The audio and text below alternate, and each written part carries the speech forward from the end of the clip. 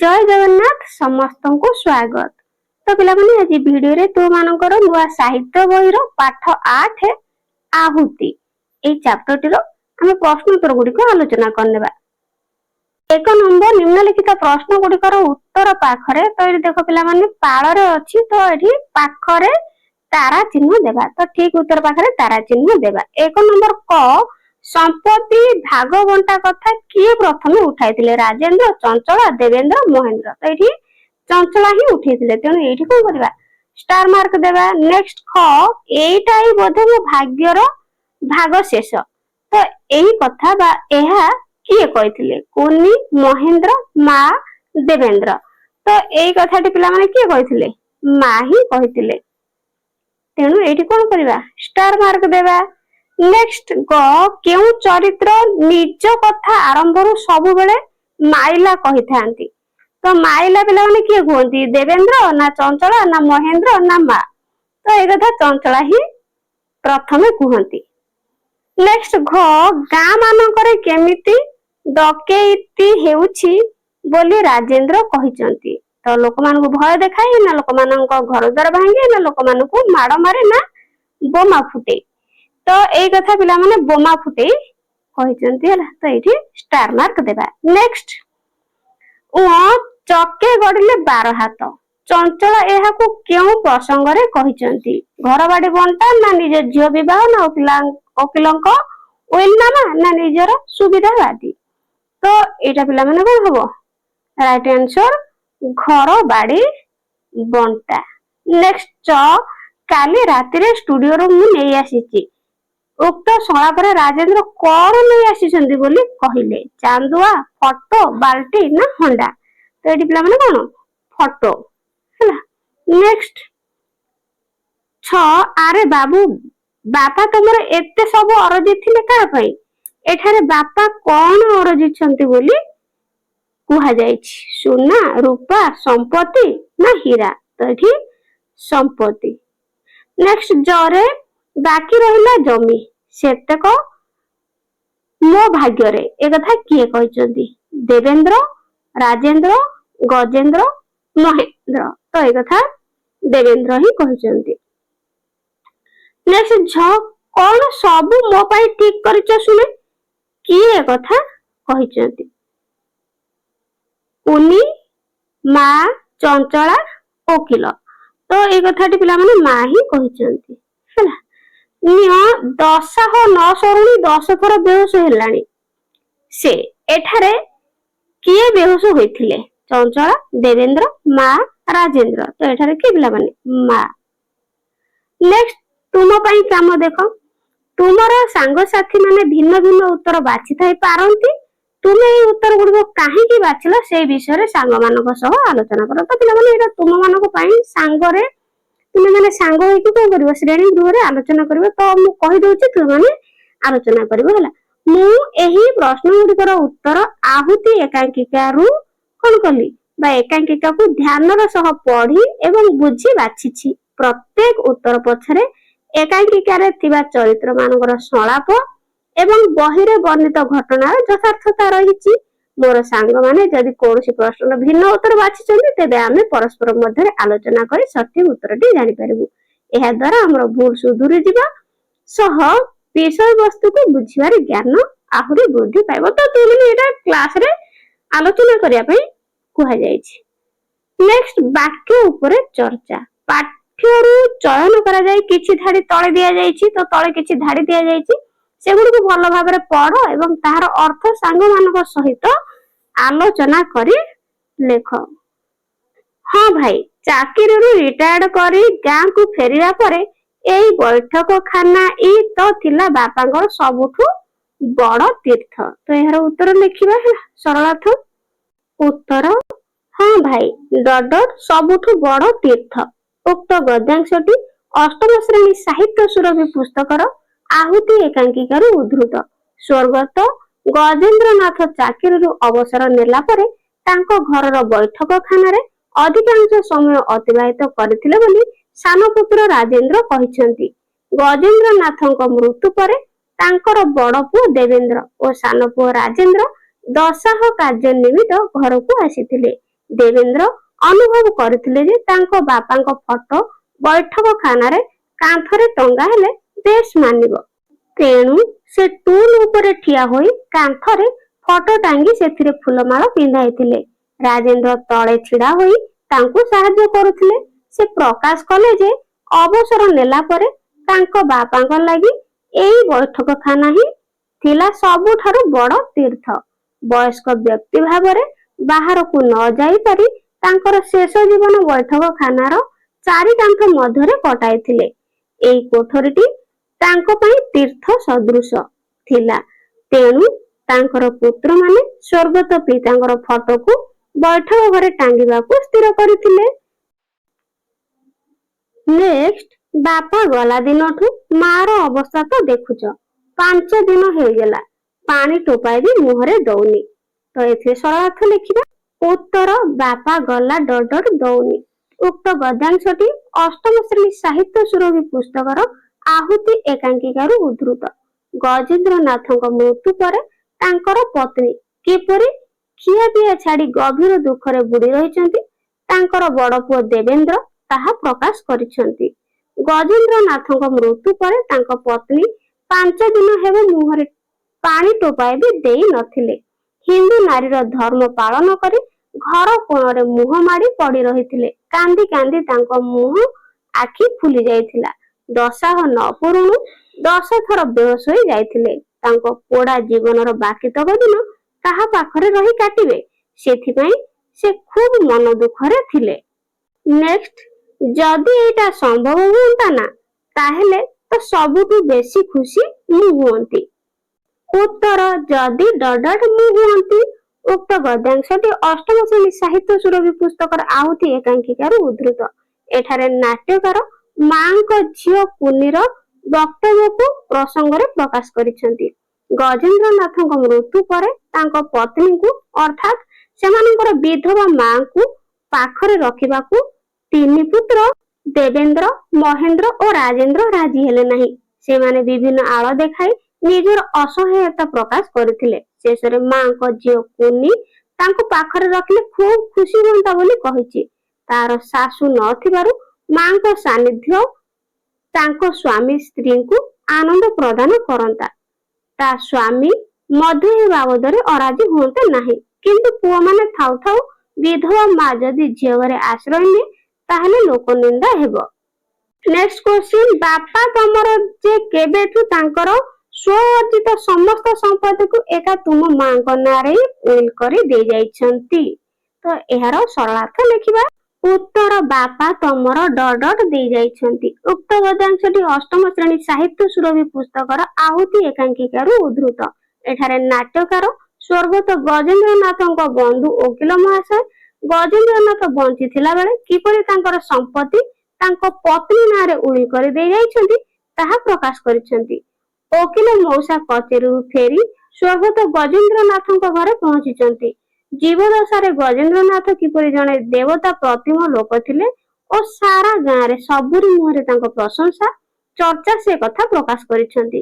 ଗଜେନ୍ଦ୍ରନାଥଙ୍କ ବସ୍ତୁବାଦୀ ଓ ସ୍ୱାର୍ଥପର ସନ୍ତାନମାନେ ସମ୍ପତ୍ତି ଭାଗ ବଣ୍ଟା ନିମନ୍ତେ କିପରି ଆଇନଗତ ଅସୁବିଧା ରହିବ ନାହିଁ, ସେ ବିଷୟରେ ତାଙ୍କ ସହ ଆଲୋଚନା କରିବାକୁ ଚାହିଁଛନ୍ତି। ମାତ୍ର ସମସ୍ତଙ୍କ କି କର୍ତ୍ତବ୍ୟ ମୂଢ଼ କରିଦେଇ ଓକିଲ ମଉସା ପ୍ରକାଶ କରିଛନ୍ତି ଯେ ଗଜେନ୍ଦ୍ରନାଥ କେବେଠାରୁ ତାଙ୍କର ସ୍ୱଅର୍ଜିତ ସମସ୍ତ ସମ୍ପତ୍ତିକୁ ଏକା ମାଙ୍କ ନାଁରେ ଉଇଲ୍ କରି ଦେଇ ଯାଇଛନ୍ତି। ଲଫାଫା ଭିତରେ ଥିବା ଉଇଲ୍ ନାମାଟିକୁ ମାଙ୍କ ହାତକୁ ବଢେଇ ସେ ତାଙ୍କର କର୍ତ୍ତବ୍ୟ ସମ୍ପାଦନ କରିଛନ୍ତି। ସ୍ୱାର୍ଥପର ସନ୍ତାନ ମାନଙ୍କର ସମ୍ପତ୍ତି ଆଶା ଓ ବସ୍ତୁବାଦୀ ମୋହର ଆହୁତି ପଡିଛି। ଆଗକୁ ଯିବା, ମିଳିମିଶି ଯୋଡ଼ିବା। କ ସ୍ତମ୍ଭରେ କିଛି ବାକ୍ୟାଂଶ ଦିଆଯାଇଛି ଏବଂ ଖ ସ୍ତମ୍ଭରେ ଏହାର ଅନ୍ୟ କିଛି ବାକ୍ୟାଂଶ ଦିଆଯାଇଛି। ତ କ ସ୍ତମ୍ଭ ସହିତ ଖ ସ୍ତମ୍ଭର ଠିକ ବାକ୍ୟାଂଶ ସହ ମେଳି କରି ଗାର ଟାଣି ଯୋଡ଼। ତେବେ କ ସ୍ତମ୍ଭ ସହିତ ଖ ସ୍ତମ୍ଭକୁ ଯୋଡ଼ିବା। 1 ନମ୍ବରରେ ଦେଇଛି ବାପାଙ୍କ ଫଟୋ ବୈଠକ ଖାନାର କାନ୍ଥରେ ଟଙ୍ଗା ହୋଇଥାଉ। ତ ପିଲାମାନେ ଏଇଟା ଯୋଡ଼ା ହବ ଏହା ବାପାଙ୍କ ସବୁଠାରୁ ବଡ ତୀର୍ଥ ଥିଲା। ତ ନେକ୍ସଟ 2ରେ ମାଇଲା, ତା ମାନେ ତ ଜମାରୁ ଅସୁବିଧା ନାହିଁ। ତ ଏଇ କଥା ଏକ ସହିତ ପିଲାମାନେ ଯୋଡିବା। ସବୁ କଥା ଠଠା ଠି ହୋଇ ଛିଡିଯିବ। ନେକ୍ସଟ 3ରେ ମୋର ପ୍ରସ୍ତାବ ହେଉଛି, ତ ମୋର ପ୍ରସ୍ତାବ ହେଉଛି ଏଇଟା ସହିତ ଯୋଡିଦେବା। ଏଇ ପୁରୁଣା ଖାନଦାନୀ ଘର ଖଣ୍ଡକ ଖଞ୍ଜା ସହିତ ତୁ ନବୁ। 4 ନମ୍ବର ହେଉଛି ମୋର ବେଶୀ କିଛି ଦରକାର ନାହିଁ, ତ ଏଇଟା ମାର ଗହଣା ତକ ଯାହା ନେବି ଯୋଡିବ। ନେକ୍ସଟ 5ରେ କଣ ସବୁ ମୋ ପାଇଁ ଠିକ କରିଛ, ତ ଏହା ପିଲାମାନେ କାହା ସହିତ ଯୋଡିବା? ଆଉ ଗୋଟେ ରହିଲା 3 ସହିତ ଯୋଡିବା। ମୋର ବାକି ଜୀବନ କେମିତି କଟିବ, ତ ଏହିପରି ଭାବରେ ତୁମେ ମାନେ କଣ କରିବ? କସ୍ତମ୍ଭ ସହିତ ଖସ୍ତମ୍ଭକୁ ଯୋଗ କରିଦେବ। ବୁଝି ବିଚାରି ଲେଖ। ତୁମେ ଏକାଙ୍କିକାକୁ ଆଉ ଥରେ ପଢ, ବୁଝ ଓ ଲେଖ। କରେ ପ୍ରଶ୍ନ ପଚାରିଛି, ଚଞ୍ଚଳା ଝିଅ ବାହାଘର ପାଇଁ କାହିଁକି ବ୍ୟସ୍ତ ହଉଥିଲେ? ଉତ୍ତର, ଚଞ୍ଚଳାଙ୍କର 5ଟି ଝିଅ, ବଡ ଝିଅର ବାହାଘର ପାଇଁ ସୁନ୍ଦର ଘର ଓ ଗୁଣର ବର ମିଳିଛି। ବିଳମ୍ବ କଲେ ସେହି ବର ହାତ ଛଡା ହୋଇଯିବ ବୋଲି ସେ ଆଶଙ୍କା କରୁଥିଲେ। ସେଠାରେ ଝିଅ ବାହାଘର ନ କଲେ ଝିଅର କପାଳ ଫାଟିବ, ଏତେ ସୁନ୍ଦର ଘର ଓ ଗୁଣର ବର ସେ ଆଉ ପାଇବେ ନାହିଁ। ଏହି ଆଶଙ୍କାରେ ଚଞ୍ଚଳା ଦେବୀ ଝିଅ ବାହାଘର ପାଇଁ ବ୍ୟସ୍ତ ହେଉଛନ୍ତି। ଖ, ଦେବେନ୍ଦ୍ରଙ୍କୁ ରାଜେନ୍ଦ୍ର ଟଙ୍କା କାହିଁକି ମାଗିଲେ? ଉତ୍ତର, ବାପାଙ୍କ ଦଶାହ କାର୍ଯ୍ୟ ନିମନ୍ତେ ହଣ୍ଡା, କଡେଇ, ବାଲ୍ଟି, ମଗ, ଚାନ୍ଦୁଆ, ଦରି ସବୁ ରାଜେନ୍ଦ୍ର ଯୋଗାଡ଼ କରି ସାରିଥିଲେ। କେବଳ ଆଉ ସଉଦା କିଣା ହେଲେ ହେଲା। ପୂଜାରୀ ସଉଦା ପାଇଁ ବରାଦ ଦେଲା ପରେ ସଉଦା କିଣିବା ପାଇଁ କିଛି ଟଙ୍କା ଦରକାର ଥିଲା, ସେଥିପାଇଁ ରାଜେନ୍ଦ୍ର ଦେବେନ୍ଦ୍ରଙ୍କୁ ଟଙ୍କା ମାଗୁଥିଲେ। ଗ, ଚଞ୍ଚଳାଙ୍କ କଥାରେ ଦେବେନ୍ଦ୍ର କାହିଁକି ଚମକି ପଡିଲେ? ଉତ୍ତର, ଦୂର ସହରରେ 3 ଭାଇ ରହୁଛନ୍ତି। ଏହାର ସୁଯୋଗ ନେଇ ଗାଁର ସମ୍ପତ୍ତିକୁ ଭାଇ ଭଗାରୀ ମାଡି ବସି ପାରନ୍ତି। ବୁଢୀ ମାକୁ ବୋକା ବନେଇ ସମ୍ପତ୍ତି ହଡପ କରିନେଇ ପାରନ୍ତି। ଚୋର ଡକେଇତ ମାନେ ସମ୍ପତ୍ତି ପାଇଁ ମାକୁ ମାରିଦେଇ ପାରନ୍ତି। ସମ୍ପତ୍ତି ଲାଗି ଚୋର ଡକେଇତଙ୍କ ହାତରେ ମାଙ୍କର ପ୍ରାଣ ବି ଯାଇପାରେ। ଚଞ୍ଚଳାଙ୍କ ମୁହଁରୁ ଏପରି କଥା ଶୁଣି ଦେବେନ୍ଦ୍ର ବାବୁ ଚମକି ପଡିଥିଲେ। ଘ, ମାଙ୍କୁ କେଉଁ କଥା ବୁଝେଇ ହେବ ନାହିଁ ବୋଲି ଦେବେନ୍ଦ୍ର କହିଥିଲେ? ଉତ୍ତର, ମହେନ୍ଦ୍ର ଓ କୁନି ମାଙ୍କୁ ସାନ୍ତ୍ୱନା ଦେବାକୁ ଯାଇ ଅନେକ କଥା ବୁଝାଇଥିଲେ, ହେଲେ ସେଥିରେ ମାଙ୍କର କାନ୍ଦ ବନ୍ଦ ହୋଇ ନଥିଲା। ଯେତେ ଛେଚି କଚାଡି ହୋଇ କାନ୍ଦିଲେ ବାପା କଣ ଆଉ ଫେରି ଆସିବେ? ତେଣୁ କାନ୍ଦକଟା ନ କରି ମନକୁ ଦୃଢ କରିବା କଥା ମା, କିନ୍ତୁ ଏସବୁ କିଛି ବୁଝୁନଥିଲେ। ଏହି ପ୍ରସଙ୍ଗରେ ମାଙ୍କୁ ବୁଝାଇ ହେବନି ବୋଲି ଦେବେନ୍ଦ୍ର କହିଥିଲେ। ନେକ୍ସଟ, ଅନୁମାନ ଓ କଳ୍ପନା। ତୁମେ ମିଳିମିଶି ଦଳଗତ ଆଲୋଚନା କରି ଲେଖ। କରେ ଦେଇଛି ପ୍ରଶ୍ନ, ବାପା ଗଲା ଦିନ ଠାରୁ ମାର ଅବସ୍ଥା ତ ଦେଖୁଛ, 5 ଦିନ ହୋଇଗଲା ପାଣି ଟୋପେ ବି ମୁହଁରେ ଦଉନି। ଦେବେନ୍ଦ୍ରଙ୍କ ମା ମୁହଁରେ ପାଣି ନ ଦେବାର କାରଣ କଣ ହୋଇପାରେ? ଉତ୍ତର, ଦେବେନ୍ଦ୍ରଙ୍କ ମା ନିଜ ସ୍ୱାମୀଙ୍କ ସ୍ମୃତିକୁ ଝୁରି ଝୁରି ଘର କଣରେ ପଡି ଲୁହ ଝରାଉଥିଲେ। କାନ୍ଦି କାନ୍ଦି ତାଙ୍କ ଆଖି ମୁହଁ ଫୁଲି ଯାଇଥିଲା। ଅନେକ ଥର ଅଚେତ ହୋଇ ଯାଇଥିଲେ। ସ୍ୱାମୀଙ୍କ ମୃତ୍ୟୁର 5 ଦିନ ପର୍ଯ୍ୟନ୍ତ ସେ ମୁହଁରେ ପାଣି ଟୋପେ ବି ଦେଇ ନଥିଲେ। ଖ, ମୁଁ କହିଲି କହିବ, କନା କହୁଛି। ମୁଁ ଏକେଲା ଏଠି 10 ଦିନ 10 ରାତି ଧରି ସାରା ବଂଶଟାକୁ ରାନ୍ଧି ଖାଇବାକୁ ଦେଇ ଦେଇ ଥେୟା ହେଇଯିବି। ଏପରି ସ୍ଥଳରେ ତୁମେ ଚଞ୍ଚଳା ସ୍ଥାନରେ ଥିଲେ କଣ କରିଥାନ୍ତ? ଉତ୍ତର, ଏପରି ସ୍ଥଳେ ମୁଁ ଚଞ୍ଚଳା ସ୍ଥାନରେ ଥିଲେ ଶ୍ୱଶୁରଙ୍କ ଅନ୍ତ୍ୟେଷ୍ଟି କ୍ରିୟା ଶେଷ ଯାଏ ଅପେକ୍ଷା କରିଥାନ୍ତି। ଚଞ୍ଚଳା ଜଣେ ଲୋଭୀ, ସୁଚତୁରୀ ଓ କୁଟିଳା ବୁଦ୍ଧି ସମ୍ପନ୍ନ ହୋଇଥିବାରୁ ଦଶାହ ଓ ଅନ୍ୟାନ୍ୟ କାର୍ଯ୍ୟ ନ ସରୁଣୁ ସମ୍ପତ୍ତି ଭାଗବଣ୍ଟା ପାଇଁ ଉଚ୍ଛନ୍ନ ହେଉଥିଲା। ଗାଁରେ ଦେବ ପ୍ରତିମା ଭାବରେ ସମ୍ମାନ ପାଉଥିବା ଗଜେନ୍ଦ୍ରନାଥଙ୍କ ମୃତ୍ୟୁରେ ତାଙ୍କର ପତ୍ନୀ, ପରିବାରର ସଦସ୍ୟ ଓ ଗ୍ରାମବାସୀ ଦୁଃଖରେ ଡୁବିଥିବା ବେଳେ ଚଞ୍ଚଳାଙ୍କ ଏପରି ପ୍ରସ୍ତାବ ପାଖରେ ବସ୍ତୁବାଦୀ ଚିନ୍ତାଧାରାର ପରିଚୟ ଦିଏ। ନେକ୍ସଟ ଗ, ବୁଝିଲ ଭାଇ, ସେଇ 2 ପ୍ରାଣୀ ବୋଲି ଇଏ ତ ସବୁଠି ବେଶୀ ସମସ୍ୟା। ତୁମେ ରାଜେନ୍ଦ୍ର ଚରିତ୍ରରେ ଥିଲେ କଣ କରିଥାନ୍ତ? ଉତ୍ତର ଲେଖିବ। ରାଜେନ୍ଦ୍ରଙ୍କ ସ୍ତ୍ରୀ ତାଙ୍କର ଚାକିରିକୁ ନେଇ ଖୁବ ବ୍ୟସ୍ତ ରହୁଥିଲେ। ରାଜେନ୍ଦ୍ର ନିଜେ ଫ୍ୟାକ୍ଟ୍ରି କରିବେ ବୋଲି ବିବ୍ରତ ଥିଲେ ଓ ତାଙ୍କୁ ଫୁର୍ସତ ମିଳୁ ନଥିଲା। ସ୍ୱାମୀ ଓ ସ୍ତ୍ରୀ ଦୁହେଁ ଭିନ୍ନ ଭିନ୍ନ ସ୍ଥାନରେ ରହୁଥିଲେ। ତେଣୁ ଗଜେନ୍ଦ୍ରନାଥଙ୍କ ସାନ ପୁଅ ରାଜେନ୍ଦ୍ର ମାଙ୍କୁ ନିଜ ପାଖରେ ରଖିବାକୁ ଚାହୁଁନଥିଲେ। ମୁଁ ରାଜେନ୍ଦ୍ରଙ୍କ ଚରିତ୍ରରେ ଥିଲେ ସେହି ସମାନ ସମସ୍ୟା ଉପସ୍ଥାପନ କରିଥାନ୍ତି। ନେକ୍ସଟ ଘ, ଏକାଙ୍କିକାରୁ ଚରିତ୍ର ମାନଙ୍କର ମାନସିକତା ଉପରେ ବିଚାର କରିବା। ଧନ ସମ୍ପତ୍ତି ଓ ମାକୁ ନେଇ କିଏ କିପରି କିପରି ମନୋଭାବ ପୋଷଣ କରିଛନ୍ତି ଲେଖ। ତୁମ ପାଇଁ ଗୋଟିଏ ନମୁନା ନିମ୍ନରେ ଦିଆଯାଇଛି। ତ ଏକାଙ୍କିକାର ଚରିତ୍ର ମାନଙ୍କର ମାନସିକତା ଉପରେ ବିଚାର କରିବା। ତ ମାନସିକତା କାହାର କେମିତିଆ, ଧନ ସମ୍ପତ୍ତି ଓ ମାକୁ ନେଇ କିଏ କିପରି ମନୋଭାବ ପୋଷଣ କରିଛନ୍ତି ତାହା ଆମେ ଲେଖିବା। ତ ଦେଖ ଏଠି ଗୋଟେ ଦେଇଦେଇଛି, ଚରିତ୍ରଙ୍କ ନାମ ହେଉଛି ଦେବେନ୍ଦ୍ର, ବସ୍ତୁବାଦୀ ଚିନ୍ତାଧାରା ହେଲା, ବାକି ରହିଲା ଜମି, ସ୍ୱାର୍ଥପର ମନୋଭାବ ସେତେକ ମୋ ଭାଗରେ। ତ ଏଇଭଳି ସବୁ ଉକ୍ତି କଣ କରୁଛନ୍ତି, ପୋଷଣ କରିଛନ୍ତି କି ନାଇଁ। ତ ବାକି ଗୁଡିକ ଲେଖିବା, ମହେନ୍ଦ୍ର, ରାଜେନ୍ଦ୍ର, ଚଞ୍ଚଳା ଆଉ କୁନିଙ୍କର। ମହେନ୍ଦ୍ର, ସହରରେ ମୋ କୋଠା ଅଧା ତିଆରି ହୋଇ ପଡିଛି। ତ ଏଟା ବସ୍ତୁବାଦୀ ଚିନ୍ତାଧାରା। ସ୍ୱାର୍ଥପର ମନୋଭାବ କଣ, ଗାଁର ଖଞ୍ଜା ଘର ଖଣ୍ଡକୁ ବିକ୍ରି କରି ସେଇଟାକୁ ପୁରା କରିବି। ନେକ୍ସଟ ଚରିତ୍ରଙ୍କ ନାମ ହେଉଛି ରାଜେନ୍ଦ୍ର, ବସ୍ତୁବାଦୀ ଚିନ୍ତାଧାରା ହେଉଛି ମୋର ଗାଁରେ ମାଛ ଚାଷ କରିବାର ନାହିଁ କିମ୍ବା ତୋଟାରେ ଆମ୍ବ ନଡିଆ ଫଳେଇ ବେପାର କରିବାର ନାହିଁ। ତ ରାଜେନ୍ଦ୍ରଙ୍କ ସ୍ୱାର୍ଥପର ମନୋଭାବ ହେଉଛି ସେତକ ବିକ୍ରି କଟା କଲେ ମୋ ଫ୍ୟାକ୍ଟରୀ ପାଇଁ ଆବଶ୍ୟକ ଟଙ୍କା ଯୋଗାଡ଼ ହୋଇଯିବ। ତ ଚଞ୍ଚଳାଙ୍କର ବସ୍ତୁବାଦୀ ଚିନ୍ତାଧାରା ହେଉଛି ବାପାଙ୍କର ଯାହା ଯୋଉଠି ଅଛି ସମ୍ପତ୍ତି ତ ସେତକ ତୁମ ଭାଇମାନଙ୍କ ଭିତରେ ଭାଗବଣ୍ଟା ହୁଅନ୍ତା।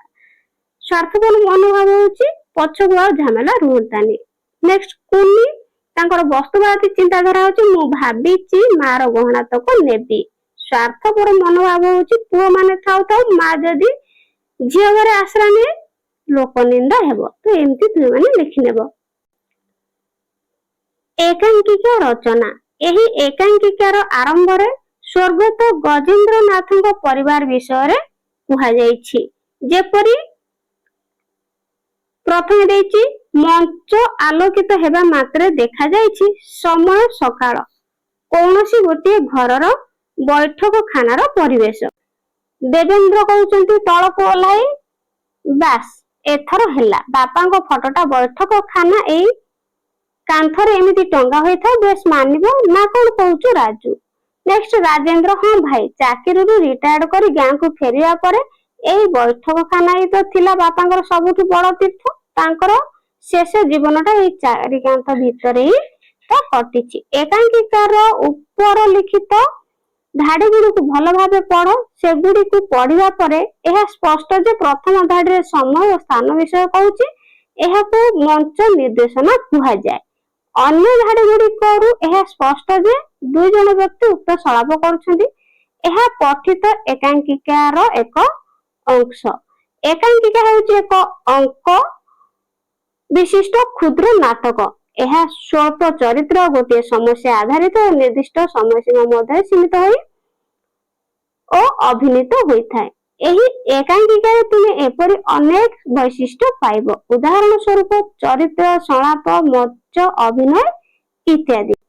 କରେ ପ୍ରଶ୍ନ ଦେଇଛି, ଏହି ଏକାଙ୍କିକାର ବୈଶିଷ୍ଟ୍ୟ ଗୁଡିକର ଏକ ତାଲିକା ପ୍ରସ୍ତୁତ କରି ଲେଖ। ଉତ୍ତର, 1 ରେ ମଞ୍ଚ, 2 ରେ ଅଙ୍କ, 3 ରେ ଦୃଶ୍ୟ, 4 ରେ ଅଭିନୟ ସଂଳାପ ଅଭିନେତା, 7 ରେ ଚରିତ୍ର, 8 ରେ ନିର୍ଦ୍ଦେଶନା, 9 ରେ ସଙ୍ଗୀତ, 10 ରେ ନୃତ୍ୟ, 11 ରେ ପ୍ରବେଶ, 12 ରେ ପ୍ରସ୍ଥାନ, 13 ରେ ଆଲୋକ, 14 ରେ ଯବନିକା, 15 ରେ ନେପଥ୍ୟ, 16 ରେ ବେଶଗୃହ। ଖ, ତଳେ କିଛି ବାକ୍ୟ ଦିଆଯାଇଛି। ଏକାଙ୍କିକା ବିଷୟରେ ଯେଉଁ ବାକ୍ୟ ଗୁଡିକ ଠିକ ବୋଲି ଭାବୁଛ ତା ପାଖରେ ହଁ ଲେଖ ଏବଂ ଯେଉଁ ବାକ୍ୟ ଠିକ ମନେ ହେଉନାହିଁ ତା ପାଖରେ ନା ଲେଖ। ତ ଯୋଉଟା ଠିକ ବାକ୍ୟ ଲାଗୁଛି ସେଟା ହଁ ଲେଖିବା, ଯୋଉଠି ନା ତ ନା ଲେଖିବା। ତ ଦେଖ, କ୍ରମିକ ନମ୍ବର 1 ଗୋଟେ ଦେଇନି। ତ 1 ରେ ଏକାଙ୍କିକା, ତ ଏଠି ଦେଖିବ ପିଲାମାନେ ଏକାଙ୍କିକା ଆହୁତିରେ ସମ୍ପୂର୍ଣ୍ଣ କାହାଣୀଟି ଗୋଟିଏ ଗାଁର ମଧ୍ୟବିତ୍ତ ଘରର ବୈଠକ ଖାନାରେ ମଞ୍ଚସ୍ଥ ହୋଇଛି। ହୋଇଛି ନା ନାଇଁ? ହଁ, ଏଟା ହେଇଛି, ତେଣୁ ହଁ ଲେଖିବା ହେଲା। ନେକ୍ସଟ 2 ରେ ଏକାଙ୍କିକା ଓ କାହାଣୀ ମଧ୍ୟରେ କୌଣସି ପାର୍ଥକ୍ୟ ନାହିଁ, ତ ଅଛି, ତେଣୁ ଏଠି ଲେଖିବା ନା। 3 ରେ ଏକାଙ୍କିକାରେ ଏକ ରାଜନୈତିକ କାହାଣୀ ଲୁଚି ରହିଛି। ରାଜନୀତି ବିଷୟରେ ଆମେ ତ କିଛି ପଢିନି, ତେଣୁ ନା। 4 ରେ ଏକାଙ୍କିକାରେ ଚରିତ୍ର ମାନଙ୍କ ସଂଖ୍ୟା ଅଧିକ ଥାଏ। ଅଧିକ ଥାଏ ନା, ଏଟା ବି ନା, ଅଧିକ କାହିଁ ରହିବ। तापर 5 रे एकांकिकार घटना गुड़िक विभिन्न वर्षर विभिन्न दिन रे घटुछि तो एटा मध्य ना। 6 एकांकिकार कहानी मुख्यतः चरित्र और संलाप माध्यम रे आगो को बढ़ी थाए एटा पिला माने हां हेबो। नेक्स्ट चंचलांक झियो माने सुंदर थिले तो एटा ना। आगो को जिबा अभिनयर समय तो करे तुमे माने केबे मंच रे एकांकिका किबा नाटक देखिछ कि तुमे माने टीवी रे चलचित्र एवं धारावाहिक देखिथिबो जदि तुमको तुम स्कूल एकांकिका आहुति मंचस्थ करबा को पड़े तबे तुमे कोन करि परिबो ना नहीं काई करि परिबो करि परिबो तो एई एकांकिका को अधिक आकर्षणीय करबा पई तुमे एसे रे कोन जोड़िबो क्यों चरित्र गुडी को जोड़िबो एवं चरित्र मानकर सलाप कोन हेबो सांग मानक सहित आलोचना कर पिला माने तुम मानक पई देछि तो एटा श्रेणी गृह रे कोन करबो आलोचना करबो तापर परामर्श रे कोन देछि एही एकांकिका को अभिनय करबा समय तुमे किछि परिवर्तन करबा को चाहछो कि तो चाहछो कि जदि चाहथिबो हां कि ना लिखियो एकांकिका पई पाखरे थिबा जिनिस गुडी को जेपरि कि चेयर टेबल इत्यादि व्यवहार करि परिबो। तो नेक्स्ट जदि स्थान रो अभाव थाए तेबे कलाकार माने निज निज स्थान रे ठिया होई सलाप कहि परिबे। नेक्स्ट जदि तुमे चाहिबो तुमे कोन करिवो तेबे तुमे तुमरो शिक्षकों को सहायता रे तुमरो प्रदर्शन को रेकॉर्ड करि परिबे या को तुम परिवार किबा संपर्कियों को पठाई परिबो तो एटा भी तो प्रश्न उत्तर मुझे खाली जानिबा पई। नेक्स्ट भाषा विचार आजी हातरो मु संख्या काढीची मथारू मोर सिंदूर लिभिची कौन सब मो पई ठीक करिछ उपरोक्त वाक्य गुडिकर रेखांकित शब्द गुडिक असहाय और निराशार भाव प्रकाश करूछ नै करूछ एकांकिकार एही परि अनेक प्रसंग रहिछि जेउठारे शब्द माध्यम रे विशेष भाव सृष्टि करूछ पठित एकांकिकार एही परि व्यवहार होइतिबा घटना सूचक वाक्य गुडिक लेख तो लिखिबा एठी 1 नंबर कर लिखिबा लोक बाक ज्ञाति कुटुंब 10 तुथरु लुगापटा नेई जिए जा बाटरे चली जिवे खरे मु 10 दिन 10 राति धरि सारा वंश को तो पिला माने वंश को रांदी खाइबा को दे दे थैया हे जिवे ग बड़ बो बोली बापा तुम कोन सब हजार देथिले कि घ बापा को दशाह खटिबा पई तमे जेमिति हरबर होउछ एही वाक्य गुड़िक चंचलांक स्वार्थपरता और वस्तुवादी मनोभाव प्रकाशित। 2 नंबर क देकी लिखिबो 5 दिन होय गेला पानी टोपाए भी मुहरे दउनी खरे मुह माडी घर कोटारे सेमिति पड़ी रहिछि घरे कांदी कांदी आखि मुह फुली गला घर लिखिबो दशाह न सरनु 10 थर बेहोश हेलानी एही वाक्य गुड़िक मां को मनर दुख प्रकटित होइछि तो एमति सब लिखिबो। 3 नंबर क देकी लिखिबो मोर बा आउ केते काळ खरे मु मो ए पोड़ा जीवन रो बाकी तक दिन कहा पाखरे रही काटिबी। नेक्स्ट घर तमर एई हिन्न कपाली बुढ़ी माटा कहा भागरे पड़िला एई वाक्य गुडिकरू मां को असहायता और निराश भाव सूचित। नेक्स्ट लिखिबो 4 नंबर क देकी 5-5टा झियो को जन्म देछि खरे खंडे खंडे जमी बिकले गोटाई गोटाई झियो उठिबे घरे चढ़ा जौतुक न देला आजिकल कोन भलो जाई मिलछंती घरे पोड़ा कपाल को झियो गुड़ाक टिके सुंदर होइथांते गला तो एही वाक्य गुड़िक चंचलांक सुचतुर और कुटिल बुद्धि को सूचित करूछि एमति पिला माने सब लिखिबो। आगो जिबा रूढ़ी प्रयोग बुझिले महेंद्र चक्के गड़िले 12 हाथ मु जे राति सारा उजागर देखला बेलको कोन ना मुगरा मेला तो ऊपर लिखित वाक्य गुड़िक चक्के गड़िले 12 हाथ राति सारा उजागर और मुगरा मेला रेखांकित होइथिबा रूढ़ी गुड़िक व्यवहृत होइछि तो एगुड़िक सब पिला माने कोन गोटे गोटे रूढ़ी एगुड़िक वाक्य रे एक विशेष प्रभाव सृष्टि करूछि तो ए रूढ़ी विषय रे पिला माने तू माने जते ऊपर क्लास को 10 मिनिट विशेष करी जीवो तो सेते बहुत सारा तुमे रूढ़ी विषय रे जानिबा को पाइबो तेणु एगुड़िक सब कोन करंती वाक्य रे विशेष प्रभाव सृष्टि करंती एकांकिकार व्यवहृत अन्य रूढ़ी गुड़िक चिन्ह लेख एवं सेगुड़िकर अर्थ बुझिबा पर वाक्य रे व्यवहार करी लेख। तो प्रथमे कपाल फाटिबा गोटे रूढ़ी अछि तुम टॉपिक रे तो विपदग्रस्त हेबा यार कपाल फाटिबार अर्थ होछि विपदग्रस्त हेबा दुर्नीतिमूलक कार्य जोगु चाकरी बहिष्कार हैला पर तांगर कपाल फाटिला। नेक्स्ट सल्ला सुतुरा हेबा तो तार अर्थ होची पिला माने गोपन मंत्रणा करबा लुचि छपी मंत्रणा करबा हला खळ व्यक्ति माने भल लोकन को खाप चारे पकाइबा को सल्ला सुतुरा करंती। नेक्स्ट गुड होची ठ ठा थी होई छिड़ी जिबा अर्थात सहजरे समस्या समाधान हेबा। अध्यक्ष हस्तक्षेप फल छात्र मानक विवाद ठ ठा थी होई छिड़ी गला। नेक्स्ट रूढ़ी चके गड़िले 12 हाथ सामान्य सुजोग पाइले बहाना देखि खसी दिबा। प्रकल्पटी आरंभ हेले चके गड़िले 12 हाथ भली द्रुत गति आग को बढ़िला। नेक्स्ट पोड़ा कपाल अर्थात मंद भाग्य पोड़ा कपाल जोगु मोर समस्त कार्य बा काम विफल हेउची। तापरे दहबंध होई चलिबा अर्थात कष्ट रे संसार चलाइबा। अल्प दरमा रे शहर रे चढ़ा बाजार रे जोगु तो चढ़ा बाजार दर जोगु से दहबंध होई चलुछंती। नेक्स्ट ना उपरी ना सपुरी दरमा व्यतीत आउ किछि आय नाही तो तांकर छोट चाकरी ना उपरी ना सपुरी। नेक्स्ट कथा उपरे गुरुत्व दियो तो कथा उपरे कोन गुरुत्व दियो देखिया। हां तोटा आउ पोखरी रु गोटिए बोली धरिले प्राय समान हेबो। ऊपर वाक्य रे हां उठाई देई पढ तो यदि एटा को उठाई देई की पढिया ताले कोन हबो तोटा आउ पोखरी रु गोटिए बोली धरिले प्राय समान हेबो। तो से कथा से कहूची लिखि देइची तापर करे वाक्य रे हां व्यवहार द्वारा काहा ऊपर गुरुत्व दिया गला एवं हां उठै देबा द्वारा कोन हेउची दुईटी वाक्य को पढ़ी दलगत आलोचना कर। तो लिखिबा उत्तर लिखिबो पिला माने हां रो व्यवहार द्वारा संपूर्ण वाक्य ऊपर गुरुत्व दिया जायछि। एठारे हां टी एक गुरुत्व आरोप को अव्यय। नेक्स्ट खरे अछि निम्नलिखित वाक्य गुडी करे हां व्यवहार कर जेपरि वाक्यर अर्थ परिवर्तन हेबो नाही। एक रे ता तो ठीक कथा दुई रे भाउज बहु दिनरु चिंता करिछि तीन रे तू सेया कर।